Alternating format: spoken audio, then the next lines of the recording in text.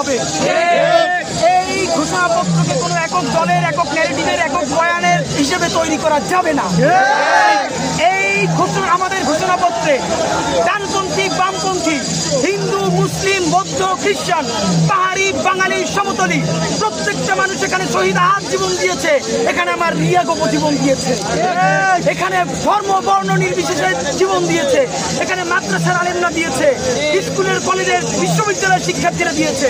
একটু আগে দেখা হয়েছে আমাদের যেই হকার ভাই পুলিশ সামনে বলছেন আমি হকার আছি, হকারই থাকতে চাই, চাইলে যদি আমার দুইটা ছাত্র ভাইরে বাঁচাইতে পারি, এইটা বলছেন না কেন?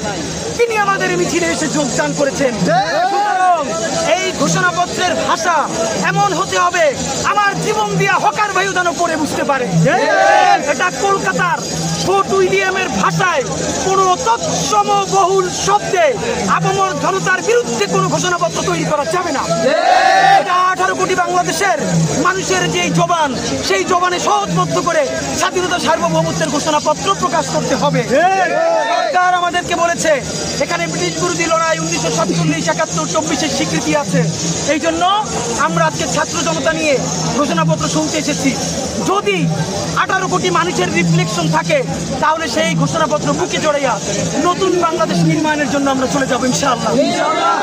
আর যদি এই ঘোষণাপত্র আর একটা মুজিববাদী বাকশালী সংবিধানের মতো হয়, আর একটা বাংলাদেশের মানুষের কণ্ঠস্বরের প্রতিধ্বনি ঘটে না, এমন কোন ঘোষণাপত্র হয়, তাহলে কিন্তু আমরা তার বিরুদ্ধে প্রতিরোধ করে তুলব।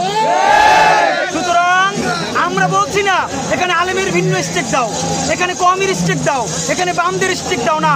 স্টেক দিতে হবে বাংলাদেশের 18 কোটি মানুষের।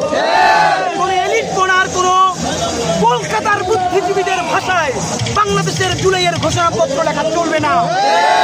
আমরা দৃঢ়ভাবে প্রত্যাশা করছি এই ঘোষণাপত্রের জবান বাংলাদেশের জবান হবে ইনশাআল্লাহ।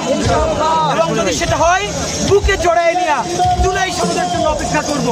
জুলাই সনদ স্বাক্ষর হয়ে যাবে, নতুন বাংলাদেশ বিনির্মাণের দ্বিতীয় জেহাদ আমরা শুরু করবো ইনশাআল্লাহ। বাংলাদেশ জিন্দাবাদ, ইনকিলাব জিন্দাবাদ।